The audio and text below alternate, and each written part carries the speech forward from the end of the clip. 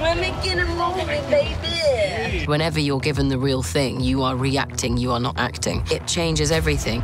We wanted to give the beginning of the movie a little more weight and a little bit more surprise and up the stakes. For action, Jake said, I want things to be a lot more practical. He wanted less camera moves and more about the characters and about the story. So we decided we're going to go to Kuala Lumpur and go to the second tallest building on the planet and literally put Florence Pugh on the edge. Ah! Let's do it. Yay, okay. I've been excited about this since I read the first page of the script. Disney Health and Safety just said no, and that's a very reasonable thing to say. It's not a zero-risk thing to attempt. And it's only because she believed in it so much. She took it upon herself to elevate it because she trusts our amazing team. This rig behind us is the result of an incredible stunt team, which is really from the beginning set out to do something unlike anything we've ever done before. So this allows us to descend Florence herself off the second tallest building in the world. Rolling cameras. All cameras feeding. Copy. Ready, and 3, 2, 1, go!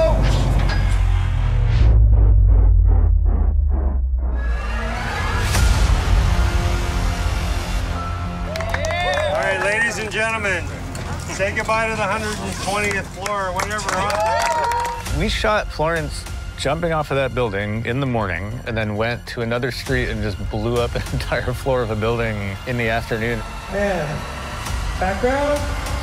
And action. Okay. Assignment is... Oh, wait, hang on.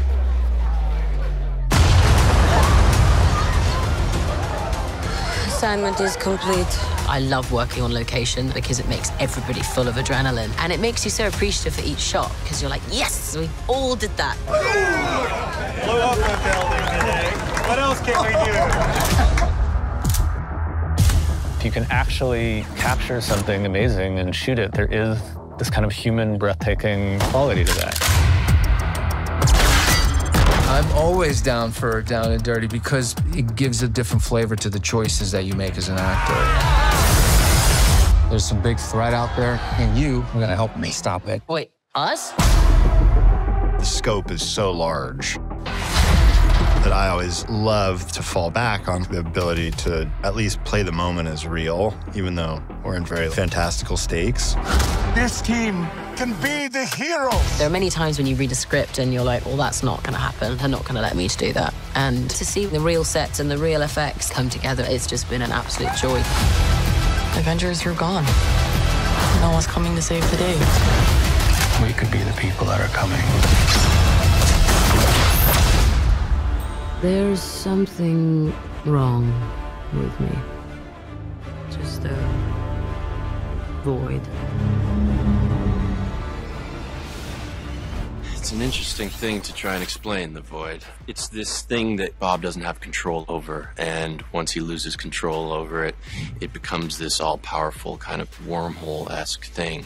And when you get taken into it, it's essentially a interwebbed series of endless rooms of places that you've experienced the most shame or grief in your life. We wanted the spaces to feel realistic. So when you first see it, you're not quite sure if it's a flashback or you're trapped in the memory, and then later on you discover it's the void spaces, and it's a deliberate design to make it feel boxed in as if they're trapped. Each character is trapped in their trauma memory.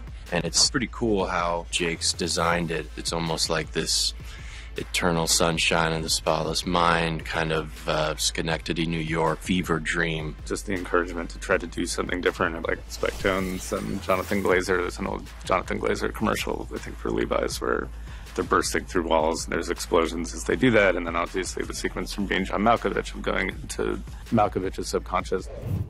It's like your mind is somewhere else. Mm-hmm. We are in one of the void rooms, and this is the forest set. It's one of the first void rooms that Yelena goes into. It is a flashback to when she was a child, luring one of her friends into the forest to be then killed.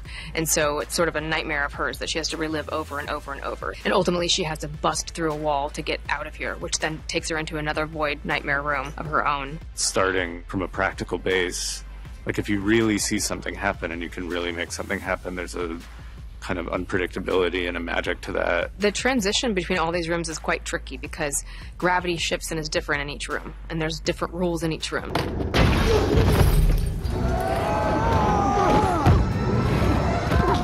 So she starts this way, slams through a wall, and then gravity shifts, so now she's falling. And so as far as sizing and timing and how we needed to do that, we really had to prep, you know, with camera and stunt team and effects and everybody to be on par with that. Every team has to work together to do that, like, you know, Dan and Charles and the whole special effects team, and Grace and Heidi and her whole team, you know, just the stunts and the practical execution, getting it all on camera takes so much coordination. They got to run from one side of a set to the other, and we had a fake wall prepped. And the moment I made impact, the whole thing broke and dust powdered everywhere. And it's all different in every single room. So when she comes out of the training room, she dives through a mirror, and that mirror sends her, she's sick going this way, and once she dives through the mirror, she ends up coming up to the bathroom floor. So it's all very tricky and technical, but very, very cool. So because this connects directly to Yelena's bathroom void space, which she had to climb up into because we're doing all of the practical transitions, and then we knew that we needed this to connect to the attic, we actually had to add height to the attic, also for some of the lighting elements from underneath, for what they're looking at, so that all of this set could practically connect. This is actually like tied more into sees Bob in the mirror again, so that becomes motif. We built that bathroom set here, and also the training room set, so when she sees Bob in the mirror, that's all done practically, and he's actually in the reflection. He kind of dims the lights in the bathroom and allows her, and in one shot we sort of pan and dolly and push her into this space. It was really important that we didn't rely on CG for the sequence. We wanted it to feel real, and we wanted to use simple camera tricks. And even though they're simple, they are incredibly technical, and that you have to match these frames up perfectly to make it feel like we are blending this sequence together seamlessly. Something that we're doing on this movie that we've really never done before is we have an editorial department almost set up on set with us. So as we are filming, these shots are getting cut into an edit. That was really important for a sequence like this, where it's very important that we have these shots seamlessly blend together. So we were able to go to the monitor, make sure they matched, to make sure we can move on to the next thing. They are human beings more so than they are superheroes. And so that way they're much more relatable, and it lends itself to being shot in a very practical way. The sets built as much as possible, everything in camera as much as possible. The stories being told in a way that they're every man, they're every woman. We can all relate to them in every way possible. And even if it doesn't make the emptiness go away, I promise you it will feel lighter. How do you know? Because it already has for me.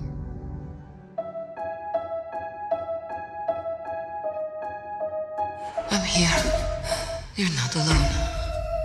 I mean, it's amazing. The energy's amazing. People really love these movies, and I think this one, you know, is gonna really surprise people, and I think they're just gonna, you know, really love it. So I just am so psyched for people to finally see it, and tonight we're gonna get a full IMAX audience watching it with us, and it's gonna be a thrill. Oh my goodness, it's pretty mental.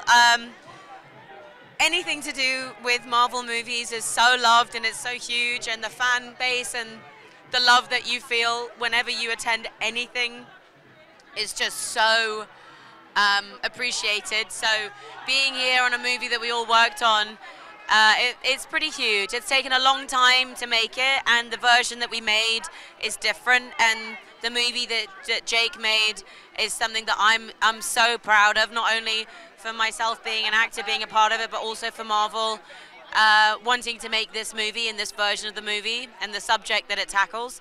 And yeah, it's a very cool moment tonight. It's wild that we're here, you know, but we had such a good time, and I feel this group is so ridiculously talented and funny that I don't know, I'm hopeful. I feel like people might really like the movie. It feels electric.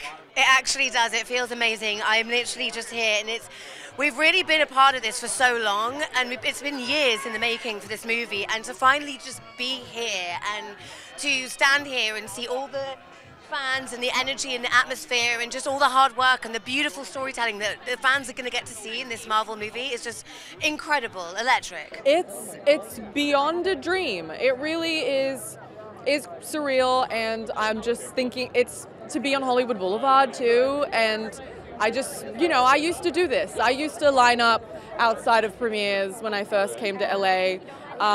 So it's really crazy to be on the other side, and it's always been a dream to be in the Marvel Universe, and to be in it with this movie, with this crew. Like, it's just, I feel so blessed, yeah. Finally, it's been a long process of making this film from maybe 3-4 years ago. And so it's fun to share it with the world, and everybody is excited to see it. I'm excited for people to see it. Honestly, there's always just something about a Marvel film that is so amazing, incredible, and special.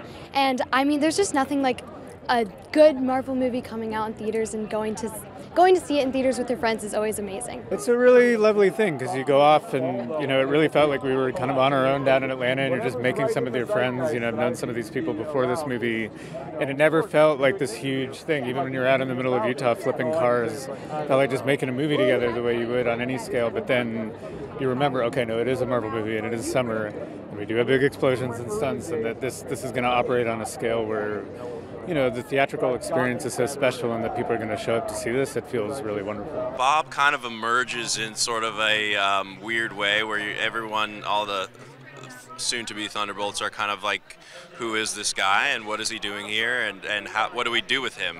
Because he's just a pedestrian who kind of is trying to figure out why he's there himself.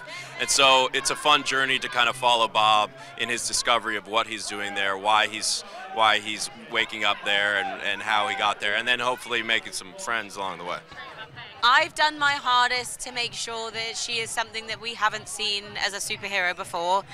I really wanted to enter this space making sure that I represent something that is a bit obscure, a bit strange, and maybe someone that doesn't settle well in lots of scenarios. And I'm proud of the work that I've put into it, and I'm proud of Marvel accepting the thing that I wanted to create, and I feel like this movie is a reflection of that. And I feel very, very, without sounding too cliche, blessed to be here. I mean, doesn't begin well, that's for sure. You know, he's lost. I mean, he's struggling. I think one of the great things about this movie is that all the characters struggle, but especially him and Yelena at the beginning of the film are somewhat estranged, and they're both going through their own personal journeys of purposelessness and loneliness, and like, little do they know that it really is going to take this external threat to bring them together and to, you know, help them find meaning. We find her in a place of loneliness. She's very much a lone wolf. Not loneliness, very much a lone wolf. She is stronger, she is more powerful, and you find her in a situation where she has to play with others, which she doesn't do very well. So that's going to be quite interesting in terms of how the movie starts and where it goes in the journey of the characters. Because also as well, in Ant-Man and the Wasp, she very much was in pain, and she had this, you know, she's kind of this very pained character that couldn't survive anymore, and now she's healed from that. Sort of where he left off. He's been cast aside, but he still believes in himself as this sort of, you know, next coming of you know, Captain America type person who can get back to the glory of being that person, and he hasn't yet figured out how to work as a real teammate, and so that's the journey you see him take. Well, I can't tell you too much, as I'm sure you know, but Valentina is, I would say, integral to this story and kind of pulling a lot of strings. These characters, you want to care for them, you want them to be real. I think the difference with this film is that they're all very relatable. They're three-dimensional, and they wear their hearts and their shit on their sleeve, and they don't hide it. I just think it will be interesting to see what their future is going to be, but we'll see. I think the best part about this movie is how fresh the characters are. So I think for Marvel especially, like, it's exciting to see new faces and new versions of old characters, and I think it's just really fun to have a female main character. And I mean, my favorite movie has always been Black Widow from all the Marvel series, and I loved Yelena. And so I think that just having a strong female main character just makes this like a great way to start the whole Marvel summer season. For me, what's unique about this sort of assembly of characters is that they're all human beings. There's room for all kinds of storytelling, but in this story in particular, these characters that have these extraordinary abilities are all people, and their extraordinary abilities have not canceled out their people problems. So in terms of does this relate, it relates to anybody who watches it, and I think the story as I read it is so generous in terms of inviting the entire audience to sort of see the similarities between them and these sort of elevated, kind of massive, powerful characters, and that there's a lot more similarities than differences, and that, you know, any version of that message to me right now has a lot of value. I love wearing the suit. I just love putting that suit on. I just feel so strong and just leathery and it's just the posture. You feel like a hero. Honestly, it's just such a kudos to everyone at Marvel that creates and designs all the suits as well. It's just like I love her. I love her tenacity, and I also love what you'll see in Ghost in this movie. I love the journey that you'll see in her. I think when we got out to Utah, and we were out in the middle of nowhere in Utah on this road, crashing cars and blowing things up, and really out there in the world, and then to Malaysia and Florence stepping off of the roof, like to get to really like execute on that scale and do real tactile things and practical things with actors like this, that felt very special. I think this movie is so special because it has all the elements that you expect from a Marvel movie. You know, we've got action sequences, stunts, fighting, you know, the witty banter, dynamics, we got the whole lot. But I think it's a real kind of Trojan horse about deeper issues and themes, and I think it will kind of really surprise audiences with its depth and nuance and its kind of grittiness. I think it's really, it feels classic but new. Oh my God, I was terrified. I just didn't think I would be able to really pull it off, and so I think that's why it's so nerve-wracking here tonight. I hope something hits here that I did. It's just such an impressive world and one that I always admired, and so I was just hoping that I wasn't the weakest link, you know. Really fun. We got to shoot in Utah in this, I mean, it's so remarkable where we shot. And of course, Florence got to go to Malaysia. I wasn't in that part of it, but we shot in Atlanta and we shot in Utah, and being in the high desert in Utah was mind-blowingly beautiful. There's a scene that Florence and I shot that comes towards the end of the movie that is, you know, where our characters finally say a lot of the things we haven't said, and we finally deal with a lot of things we haven't dealt with. And it was one of my favorite things to shoot, and it's one of my favorite things when it's cut together. It's one of my favorite parts of the movie. Not to, you know, blow my own horn, but it's mainly her. A lot of, but I love it. So that was the real highlight. It's funny. It's like you do these big movies, lots of big stunts and action and fights and blowing up stuff, and then it really is those intimate moments between characters that are so rich. And I think that's what sets Marvel apart. Is it does that. When it does it well, it does it so well, and that's what I remember. We can't throw you off the second tallest building in the world. The insurers aren't going to cover it. This is ridiculous. You're the lead of our movie. How are we even going to schedule that into it? Because there are so many risks. And I just kept on pushing, email after email. My email, like once a week, was like, "Dear Kevin, I need to be thrown off the tallest building in the world." And then they couldn't say no, because I'm so annoying.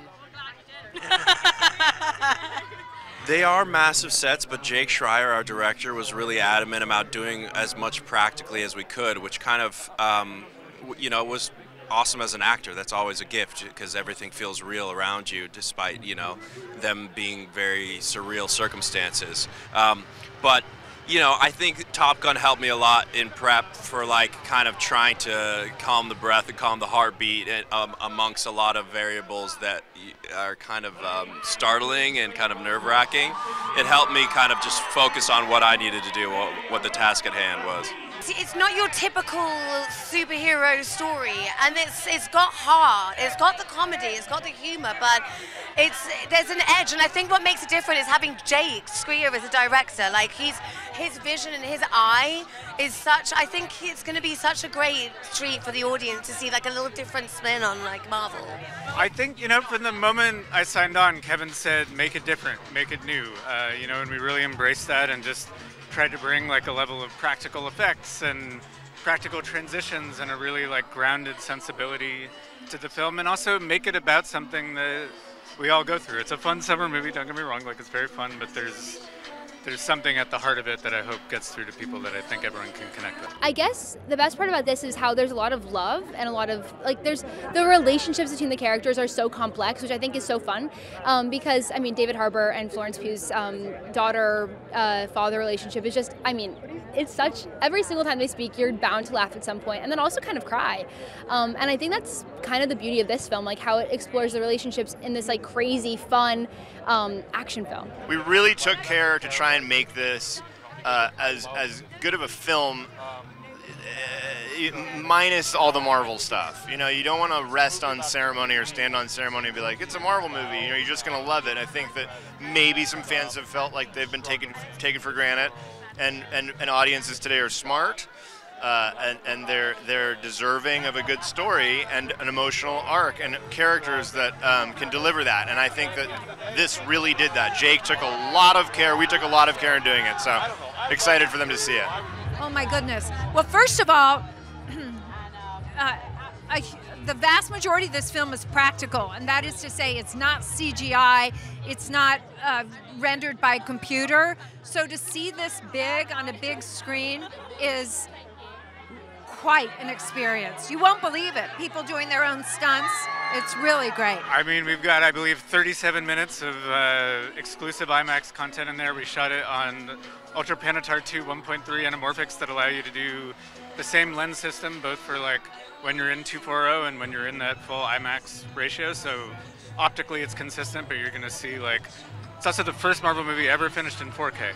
So when you see it on the big screen, like, it's a pretty unique, special experience. It's worth it. With such big things like this, where there's people fighting, there's buildings blowing up, you have to see it in a huge screen. You have to feel like you're there. And the only way to do this, not in a home theater with like your TV in your living room, it's to go to a huge screen like the Dolby Cinema and just be immersed in the experience. And I think that's so worth it, especially for this film. We wanted to be true to the characters and of the story. I think all of us are complex and a little bit magical. I think that's what we tried to be. We tried to be ourselves and try to make as honest the music the way we make it as we could do, and also find new ways to explore. And this was because we are explorers as we were experimentalists at heart, and so this was a perfect chance to do it. Yeah, I love that you use the word grit, because I think that was something that, you know, like really being grounded and like, you know, tangible and real and human is something that like really drew us into the script and the story. And we just wanted to bring that like human, relatable energy into the sound of this film. I mean, it's fun, sentimental, and adventure-y, and I think they're going to love all the Thunderbolts. Everyone can understand and empathize with what it feels like to feel not wanted or not part of something or discarded or not loved, and that kind of loneliness, and to take these characters who are all dealing with different things from their past and put them together and get over flaws, or not flaws, but get, you know, move past their past trauma and stuff to help build each other up. It's a really lovely feeling that's you know, I'm not a person who likes saccharine sweet stuff, but this really sneaks up on you, and it meant a lot to kind of take something that felt very aggressive and in your face and make it something kind of lovely and positive. I click leave on porch.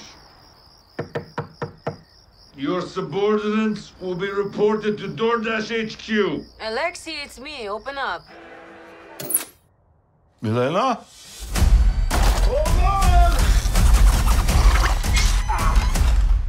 Yelena! Hi, Dad. Sorry about the wait. It was an important call. Highly classified. Lot of work.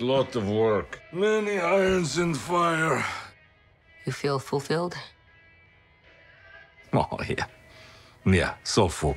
So filled. But why do you ask this? What brings you here?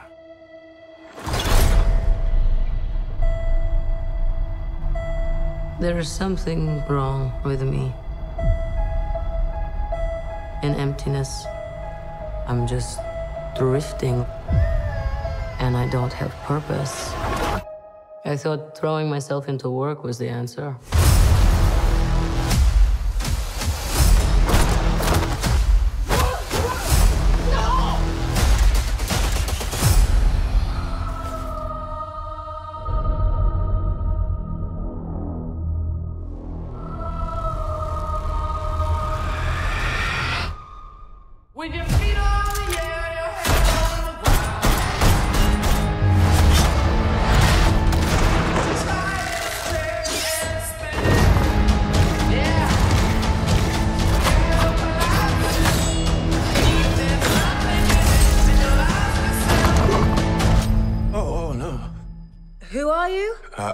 I'm Bob. Who sent you, Bob? Nobody. You were all sent?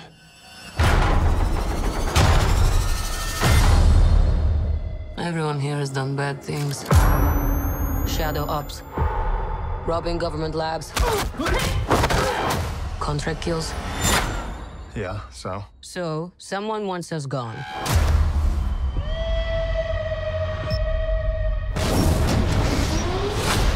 What the hell? We're brought up with this belief that there are good guys and there are bad guys. What's the plan?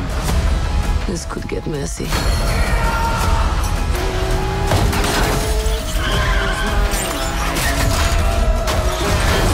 But eventually, you come to realize that there are bad guys, and there are worse guys, and nothing else. Look at you. So adorable.